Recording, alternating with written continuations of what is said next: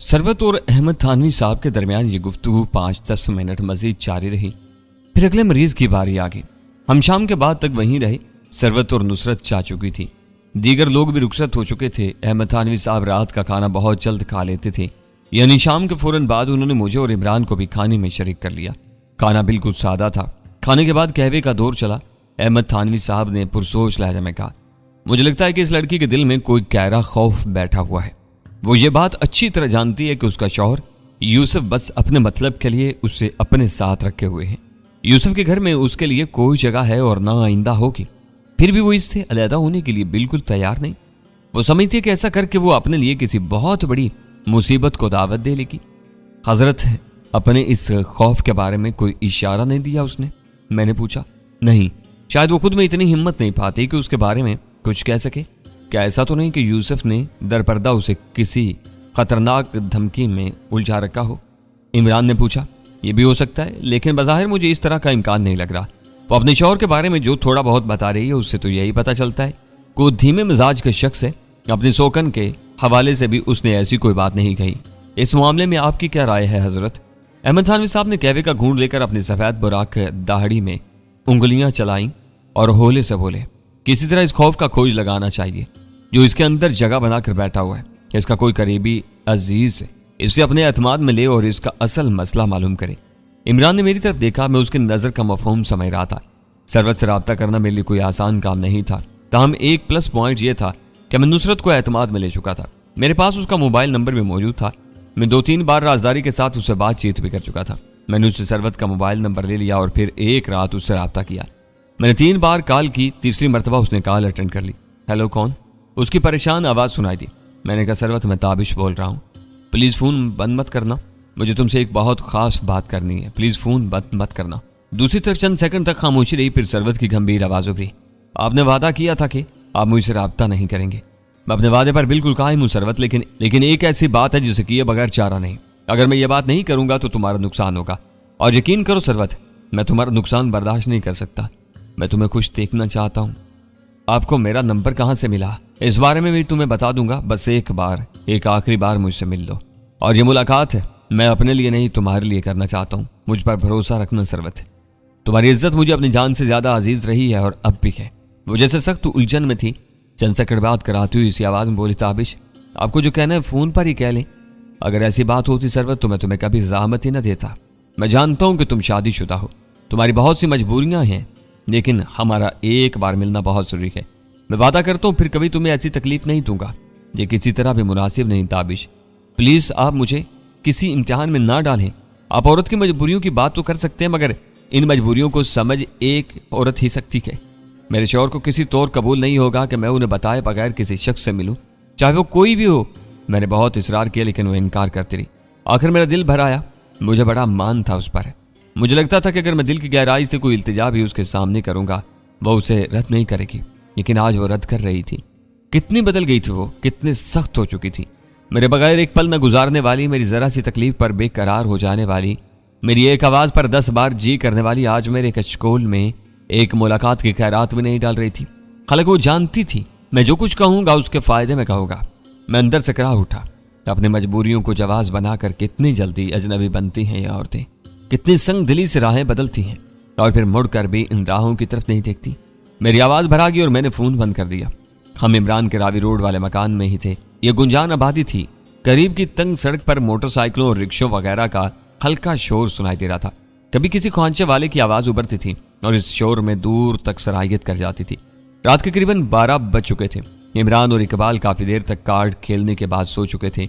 बस मैं जाग रहा था। सीने में धुआं सा भरने लगा। कहीं पड़ोस के किसी घर में टेप रिकॉर्डर से मौसीकी की लहरें उभर रही थी। सुरीली आवाज दरो दीवार से टकरा रही थी।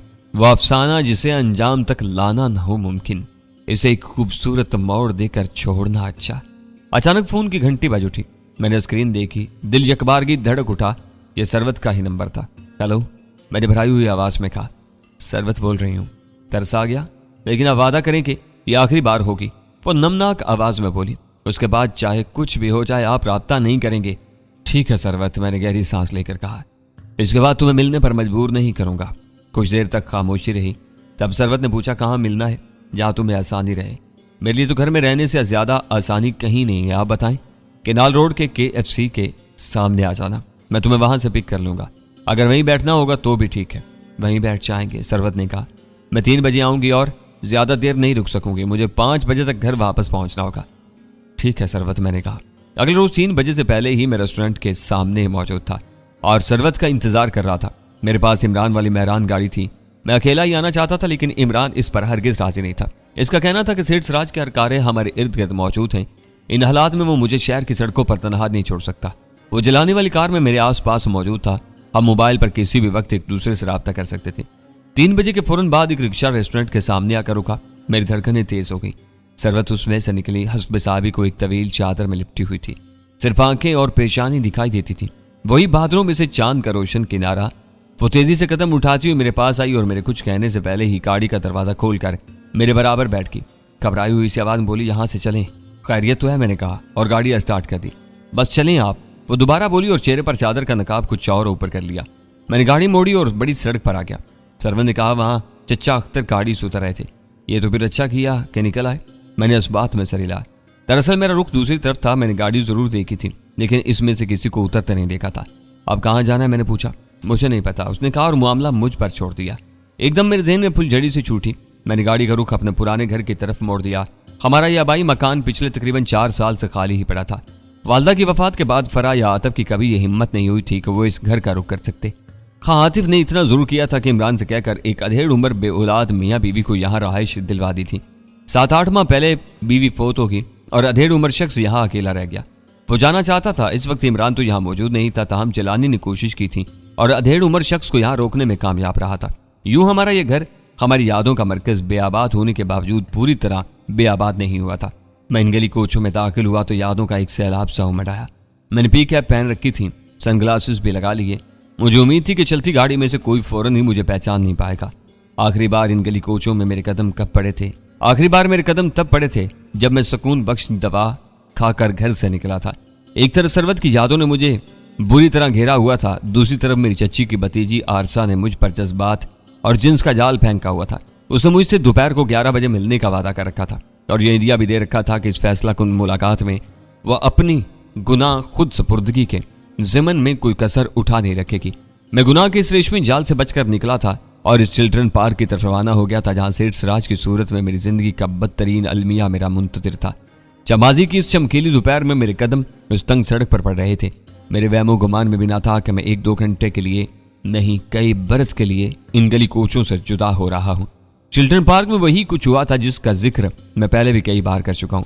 सेठ सिराज के बेरहम गुमाश्तों ने मुझे मार मार कर अदमवा किया और मैं घर लौटने की बजाय कहीं का कहीं निकल गया। आज मैं फिर उसी दरवाजे के सामने आन खड़ा हुआ था जिसकी दूसरी जानिब मेरा माजी दफन था। या कौन रहता है आजकल? सरवत ने बेहद उदास लहजे में पूछा। है एक अंकल, मैंने मुबहम सा जवाब दिया। मैंने रंगीन शीशों वाली गाड़ी के अंदर बैठे बैठे 2-3 बार हार्न दिया तो घर का छोटा गेट खुल गया और 55-60 साल का एक शख्स बाहर निकला। उसकी खिचड़ी दाढ़ी थी। मेरी मालूमात के मुताबिक उसका नाम हयात मोहम्मद था। चंद दिन पहले जिलानी ने हयात को फोन पर बता दिया था कि इस घर का मालिक देखने के लिए इसे आएगा। हयात ने मुझे फौरन पहचान लिया। यकीनन उसने घर की दीवार पर मेरी तस्वीर देखी होगी। घर के कॉमन रूम में जो ग्रुप फोटो था उसमें मैं भी मौजूद था। हयात ने थोड़ी सी कोशिश से मुझे पहचान लिया और फौरन गेट खोल दिया। मैं कार को अंदर लेता चला गया। घर में दाखिल होते ही मेरी और सरवत की आंखों के सामने यादों का एक जहां नाबाद हो गया।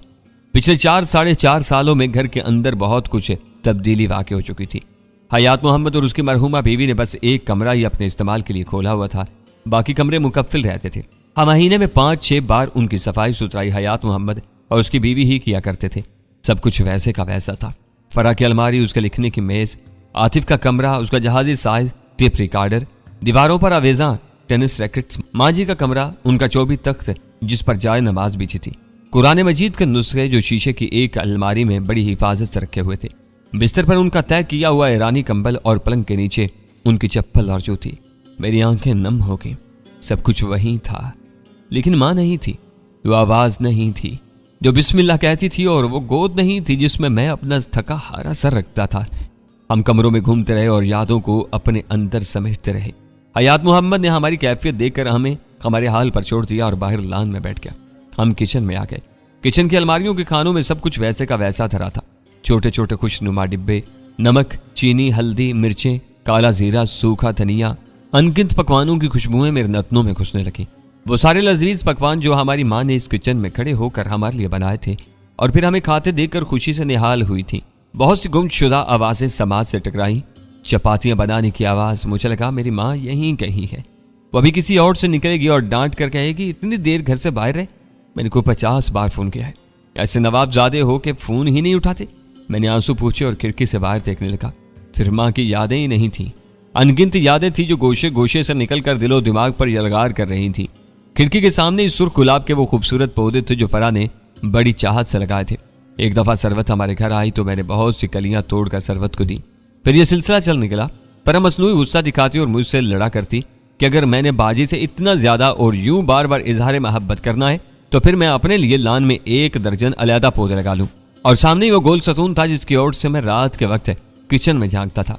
किचन में रोशनी होती थी, अम्मी, फरा और सरवत वहां मसरूफ होती थी और सिर्फ सरवत को पता होता था कि मैं सतून की तारीक कोट में खड़ा हूं और उसकी हर हरकत देख रहा हूं।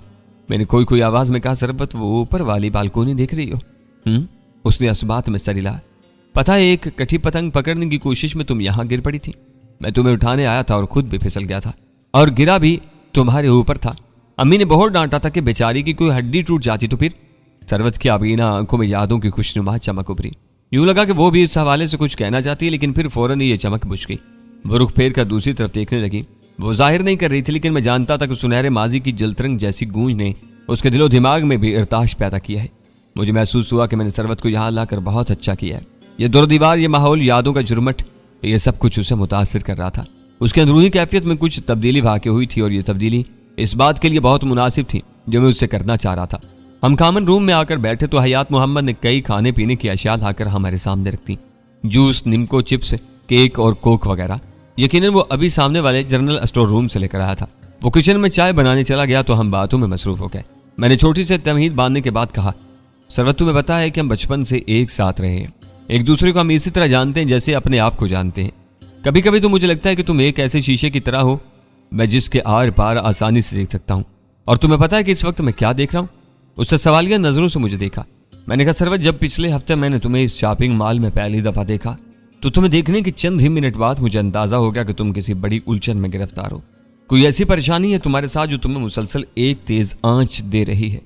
अगर मैं कहूं कि ऐसा कुछ नहीं तो फिर तुमने जितनी बार भी ये बात कही है सरवत, मुझे तुम्हारी आंखें चेहरे से अलहदा नजर आई हैं और तुम्हारी आंखों की इस बेसाख्ता अदा को मैं बहुत अच्छी तरह जानता हूं। वो बेजारी से बोली, ताबिश आप इन बातों को छोड़ें, आप बताएं कि मुझे किस खास बात के लिए यहां बुलाया है। वो यही बात थी सरवत, मैं पिछले चंद दिनों में तुम्हारे लिए बहुत परेशान रहा हूं और मेरी नीयत पर किसी तरह का शक न करना। मैं किसी ऐसे अमल का सोच भी नहीं सकता जिसकी वजह से तुम्हारी शादीशुदा जिंदगी और तुम्हारी इज्जत पर जरा सा भी हर्फ आए। लेकिन मुझे यह भी गवारा नहीं कि मैं तुम्हें इस तरह किसी मुसीबत में देखूं और मुंह फेर कर चला जाऊं। हमारे दरमियान बस यही एक रिश्ता तो नहीं था सरवत। वो बोली, एक तरफ आप कह रहे हैं कि आप किसी ऐसे अमल का सोच भी नहीं सकते जिसकी वजह से मेरी इज्जत और मेरी शादीशुदा जिंदगी पर कोई हर्फ आए, और दूसरी तरफ ऐसा कर भी रहे हैं। क्या मतलब है तुम्हारा सरवत? है अगर मेरे शौहर मुझे इस तरह आपके साथ इस घर में बैठे और इस कमरे में बातें करते देख लें तो क्या है वो इसे बर्दाश्त कर लेंगे? तुम ऐसा क्यों सोच रही हो सरवत? क्या हमारे दरमियान कोई और रिश्ता या ताल्लुक नहीं रहा? क्या हम नॉर्मल अंदाज में कोई मसला डिस्कस नहीं कर सकते? बात फिर वहीं आ जाती है ताबिश। वो रूहानसी होकर बोली, औरत बड़ी कमजोर शय का नाम है, जरा सी ठीस से टूट कर किरची किरची हो जाती है। आप वो 4 साल पहले के वाकयात भूले तो नहीं होगे? मेरे दिल पर घूंसा सा लगा। मैंने कहा, सरवत पुराने जख्मों को छेड़ोगी तो खून रिसेगा। तब जो कुछ हुआ इसमें तुम्हारा कोई कसूर नहीं था और ना ही मेरा था। इस वाकये ने तो हम दोनों को डसा था, लेकिन जो कुछ भी था मैं तुम्हारे साथ था सरवत। सारी दुनिया एक तरफ हो जाती फिर भी मैं तुम्हारा साथ छोड़ने वाला नहीं था। मैं तुमसे थोड़ी सी मोहलत मांगी थी और इस मोहलत में मैंने अम्मी को भी राजी कर लिया था। सब कुछ ठीक होने जा रहा था, लेकिन तुम खामोशी से सब कुछ छोड़कर चली गई। तुमने मुझ पर भरोसा ना किया सरवत। मेरी आवाज भरा के वो खामोश रही। मैंने कहा, अगर तुम मुझे माफ कर दो सरवत तो मैं कहूंगा कि तुमने इस वक्त कम हिम्मती का मुजाहरा किया और यही कुछ तुम अब भी कर रही हो। हाँ सरवत, तुम एक बार फिर कम हिम्मती दिखा रही हो। मैं तुम्हारे हालात के बारे में बहुत कुछ जान चुका हूँ। तुम्हारी पुरस्कून और बहुत खुशगवार अज़दवाजी जिंदगी का सारा माजरा मुझे पता है। मुझे मालूम है कि इस घर में तुम्हारे साथ क्या हो रहा है। उसने फटी फटी आंखों से मेरी तरफ देखा, फिर संभल कर बोली, आपको जिसने बताया ताबिश गलत बताया, और अगर ये सही भी होता तो मैं हरगिज ना चाहती कि आप मेरे जाती मामलों में इस तरह दखल थे। उसकी आवाज लरजने लगी। सरवत, मुझे समझने की कोशिश करो, इसमें मेरी कोई जाती गर्ज नहीं है। मैं तो प्लीज ताबिश प्लीज, उसने अपना हाथ उठाकर मेरी बात काटी। मैं समझ गई हूं कि आपके पास मुझे बताने के लिए कुछ नहीं, आपने सिर्फ मुझसे मिलने के लिए एक बात खड़ी थी। मुझे बहुत अफसोस है ताबिश, मैं जा रही हूँ। वो तेजी से वापस मुड़ी। सरवत, मेरी बात तो सुनो। मैंने उसे कंधों से थामा। वो एकदम लर्ज गई। उसने मेरे हाथ अपने कंधों से हटाने की कोशिश की। छोड़ते मुझे, जाने दें। मेरी बात तो सुन लो सरवत है। नहीं। उसने मुझे जोर से झटका। मेरे गिरबान का बटन टूट गया। मैं जो सख्त तरीन ज़रबे सह लेता था, बदतरीन दर्द भी सहार लेता था, इस नाजुक लड़की के दिए हुए झटके से अंदर ही अंदर करहा उठा। मुझे लगा जैसे मैं मिस्मार हो गया हूं। मैं अपनी जगह साकत खड़ा रह गया। मेरे बाजू दो टूटी हुई शाखों की तरह मेरे इतराफ में झूल रहे थे। उसने इश्कबार आंखों से मेरी तरफ देखा, फिर मुड़ी और बैरूनी दरवाजे की तरफ बढ़ती चली गई। हयात मोहम्मद भी हक्का बक्का उसकी तरफ देख रहा था। दरवाजे के पास पहुंचकर उसने अपना हाथ खटके पर रखा, मगर उसको खोला नहीं। वो हिचकियों से रो रही थी। उसने माथा दरवाजे या गेट की आयनी चादर से टिका दिया और अश्क बहाने लगी। मैं समझ गया कि अब वो बाहर नहीं निकलेगी। मैं धीमे कदमों से उसके पास पहुंचा। सरवत प्लीज ऐसे मत करो। मेरा लहजा धीमा और दिल फुकार था। थोड़ी देर बाद वो फिर मेरे साथ कॉमन रूम में बैठी थी। हयात मोहम्मद उसे पानी का गिलास थमा कर चला गया तो वह अपनी तरबतर पलकें उठाए बगैर बोली, मुझे माफ कर दे ताबिश। माफी तो मुझे मांगनी चाहिए। मैं तुम्हें जबरदस्ती रोकने की कोशिश कर रहा था। वो कुछ देर खामोश रही। उसके गुदाज लबों की लर्जिश बता रही थी कि कुछ कहना चाह रही है, लेकिन बात उसके लबों तक नहीं आई। हाँ, आंसू उसकी बलौरी आंखों तक जरूर आ गए। उसके जब्त का बंधन टूट गया। अपना चेहरा आंचल में छुपा कर वो फूट फूट कर रोने लगी। दिल का गुबार थोड़ा कम हुआ तो बोली, ताबिश मैं क्या करूं, मेरी कुछ समझ में नहीं आता। मुझे लगता है कि नुसरत को कुछ हो जाएगा और जो कुछ होगा उसकी जिम्मेदार मैं हूं, बस मैं होंगी।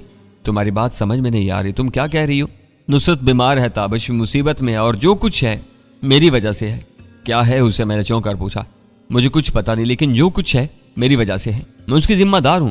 जब इंसान कोई गुनाह करता है तो उसका बोझ उसके प्यारों पर ही आता है। तुमने क्या गुनाह किया है सरवत? तुमने कुछ नहीं किया। तुम सिर्फ वहम कर रही हो।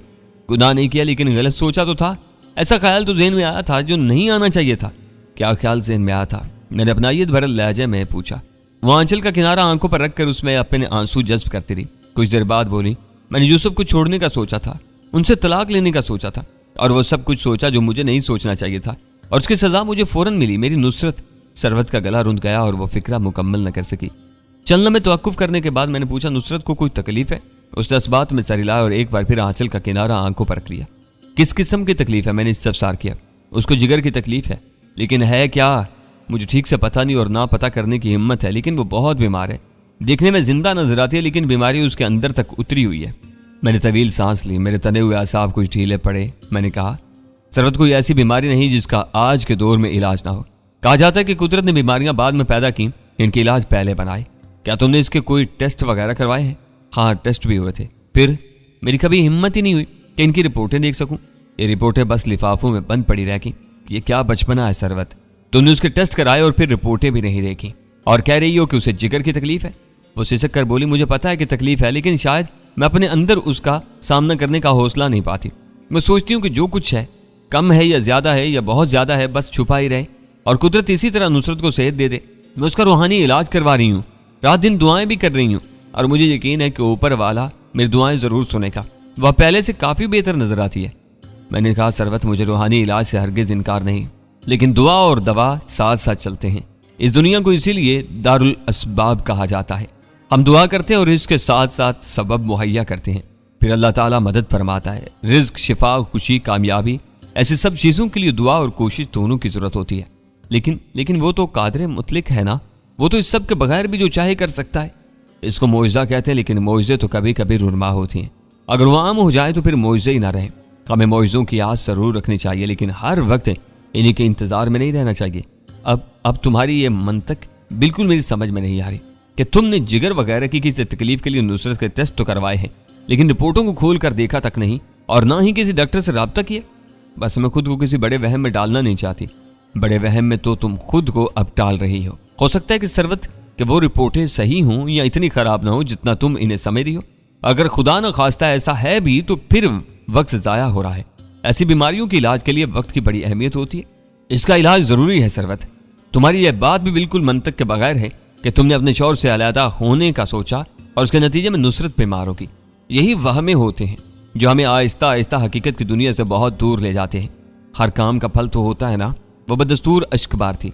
बिल्कुल होता है, अच्छे काम का अच्छा और बुरे का बुरा। लेकिन तुमने ऐसा कौन सा बुरा काम करने का सोचा जिसके नतीजे में नुसरत पर कोई बोझ आया? अगर तुमने बहालत मजबूरी अपने शौहर से अलहदा होने का सोचा तो ये गुनाह नहीं है। मजहब, मुआशरा, कानून सब तुम्हें इसका हक देते हैं, लेकिन यह फैसला करना भी तो आसान नहीं कि क्या इस तरह के हालात पैदा हो चुके थे कि मैं ऐसा सोचती। तो अपने मुवक्किफ पर बहुत मजबूत नजर आती थी। मैंने मौजू बदलते हुए कहा, सरवत ये एक लंबी बहस है और शायद हम इस काबिल भी नहीं कि इस पर कोई बहुत मोतबर राय दे सकें। अब जो मसला हमारे सामने है वो ये है कि नुसरत बीमार है, ज्यादा है, ये कम है, ये एक अलहदा मौजू है। अगर हम इस बीमारी की तरफ से कबूतर की तरह आंखें बंद किए रखेंगे तो ये मसला खत्म नहीं हो जाएगा। थोड़ी सी हिम्मत दिखाकर तुम्हें कम अज कम वो रिपोर्ट्स तो देखनी चाहिए। कितना अरसा हुआ वो टेस्ट करवाए हुए? 1 साल से ऊपर हो गया है। इन दिनों हम जर्मनी ही में थे। नुसरत को तेज बुखार और हाथ पांव पर सोजन आ गई। मैंने उसे मामूल का बुखार समझा, लेकिन जब वो जल्द ठीक नहीं हुई तो एक जर्मन मुआलिज को दिखाया। वो होम्योपैथिक टाइप के थे और जड़ी बूटियों के अर्क से इलाज करते थे। इन्होंने मुझे अकेले में बताया कि मरीजा का जिगर बहुत ज्यादा खराब हो चुका है। वो बज़ाहिर इतनी बीमार नजर नहीं आ रही जितनी असल में है, और इन्हें यह भी शुबा है कि ये जिगर का कैंसर है। डॉक्टर की इस बात ने मेरी दुनिया अंधेर कर दी। मुझे लगा कि मैं बेहोश हो जाऊंगी, लेकिन फिर किसी न किसी तरह मैंने खुद को संभाला। मैंने सुन रखा था कि जिगर का कैंसर दुनिया का खतरनाक तरीन अमराज में से है और इसके मरीज शाज़ो नादर ही बच पाते हैं। आपको पता ही है, हमारी ममानी शफकत भी दुबई में इसी मर्ज के हाथों अपनी जान हारी थी। डॉक्टर ने वाहिद हल यह बताया था कि इनकी जिगर की पाबंदकारी होगी, लेकिन इससे बहुत पहले ही उनकी आंखें बंद होगी। मैंने कहा, हाँ, मुझे वो वाक़यात याद हैं।